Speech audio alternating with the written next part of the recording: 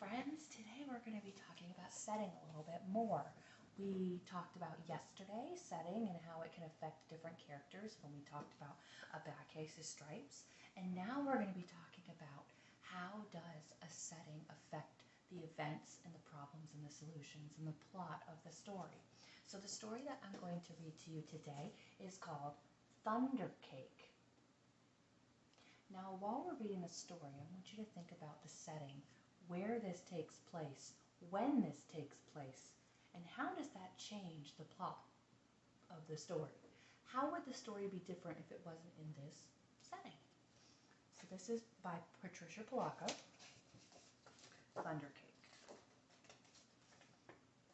On sultry summer days at my grandma's farm in Michigan, the air gets damp and heavy. Storm clouds drift low over the fields, birds fly close to the ground grounds glow for an instant with a sharp crackling light, and then a roaring, low, tumbling sound of thunder makes the windows shudder in their panes. The sound used to scare me when I was little. I loved to go to Grandma's house. Babushka, as I used to call my grandma, had come from Russia years before. But I feared Michigan's summer storms. I feared the sound of the thunder more than anything. I always hid under my bed when the storm moved near the farmhouse. And this is the story of how my grandma, my babushka, helped me overcome my fear of thunderstorms.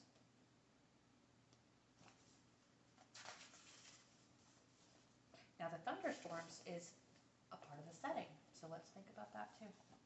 Grandma looked at the horizon, drew a deep breath and said, "This is thunder cake baking weather, all right. Looks like a storm coming to me."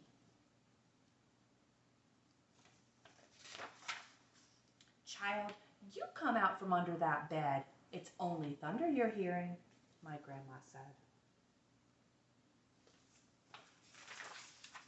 The air was hot, heavy, and damp. A loud clap of thunder shook the house, rattled the windows, and made me grab her close. "Steady, child," she cooed. "Unless you let go of me, we won't be able to make a thunder cake today." "A thunder cake?" I stammered as I hugged her even closer. "Don't pay attention to that old thunder, except to see how close the storm is getting. When you see the lightning, start counting, real slow. When you hear the thunder, stop counting. That number is how many miles away the storm is. Understand?" she asked. "We need to know how far away the storm is so we have time to make the cake and get it into the oven before the storm comes. Or it won't be real thunder cake." Sounds like fun. Her eyes surveyed the black clouds away off in the distance, and then she strode into the kitchen. Her worn hands pulled a thick book from the shelf above the wood stove.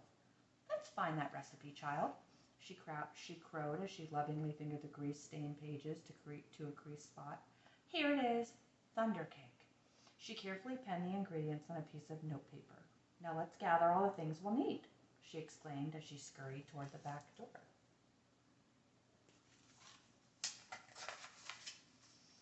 We were at the barn when a huge bolt of lightning flashed, and I started counting like Grandma told me to.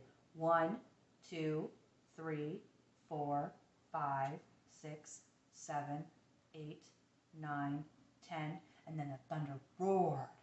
10 miles, it's 10 miles away," Grandma said as she looked at the sky. "About an hour away, I'd say. You'll have to hurry, child. Gather them eggs, careful like," she said. Eggs from mean old Nellie Peckhen. I was scared. I knew she would try to peck me. "I'm here. She won't hurt you. Just get them eggs," Grandma said softly. And the lightning flashed again. 1, 2, 3, 4, 5, 6, 7, 8, 9. I counted. 9 miles, Grandma reminded me. Milk was next. Milk from old Kit Cow. As Grandma milked her, Kit Cow turned and looked mean right at me. I was scared. She looked big. Zip went the lightning. 1, 2, 3, 4, 5, 6, 7, 8. I counted. Boom went the thunder. 8 miles, child, Grandma croaked. "Now we have to get the chocolate and sugar and flour from the dry shed." I was scared as we walked down the path from the farmhouse through tangleweed woods to the dry shed, and suddenly lightning hit the sky. 1, 2, 3, 4, 5, 6, 7. I counted. Boom, ba, boom, crashed the thunder. It scared me a lot, but I kept walking with Grandma. Another jagged edge of lightning flashed as I crept into the dry shed. 1, 2, 3, 4, 5, 6. I counted. Crackle, crackle, boom, kaboom! The thunder bellowed. It was dark and I was scared. I'm here, child, Grandma said softly from the doorway. Hurry now, we haven't got much time. We've got everything but the secret ingredient. Wonder what it is. 3 overripe tomatoes and some strawberries, Grandma whispered as she squinted at the list. I climbed high on the trellis. The ground looked a long way down. I was scared. I'm here, child, she said. Her voice was steady and soft. You won't fall. I reached 3 luscious tomatoes while she picked strawberries. Lightning again. 1, 2, 3, 4, 5. I counted. Kabang! Boom! Maroom! The thunder growled. Getting closer and closer. We hurried back to the house in the warm kitchen and we measured the ingredients. I poured them into the mixing bowl while Grandma mixed. I churned butter for the frosting and melted chocolate. Finally, we poured the batter into the cake pans and put them in the oven together. Lightning lit the kitchen. I only counted to 3, and the thunder rumbled and crashed. 3 miles away, Grandma said, and the cake is in the oven. We made it. We'll have a real thunder cake. As we waited for the cake, Grandma looked out the window for a long time. Why, you aren't afraid of thunder. You're too brave, she said as she looked right at me. I'm not brave, Grandma, I said. I was under the bed, remember? But you got out from under it, she answered. And you got eggs from mean old Nellie Peckhen. You got milk from old Kit Cow. And you went through Tangleweed Woods to the dry shed. You climbed the trellis in the barnyard. From where I sit, only a brave person could have done all those things. I thought and thought as the storm rolled close, and she was right. I was brave. Brave people can't be afraid of a sound, child, she said as we spread out the tablecloth and set the table. When we were done, we hurried into the kitchen to take the cake out of the oven, and after the cake had cooled, we frosted it. Just then the lightning flashed, and this time it lit the whole sky, and even before the last flash had faded, the thunder rolled, boomed, crashed, and boom just above us. The storm was here. Perfect, Grandma cooed. Just perfect. She beamed as she added the last strawberry to the glistening chocolate frosting on top of our thunder cake. As rain poured down on our roof, Grandma cut a wedge for each of us.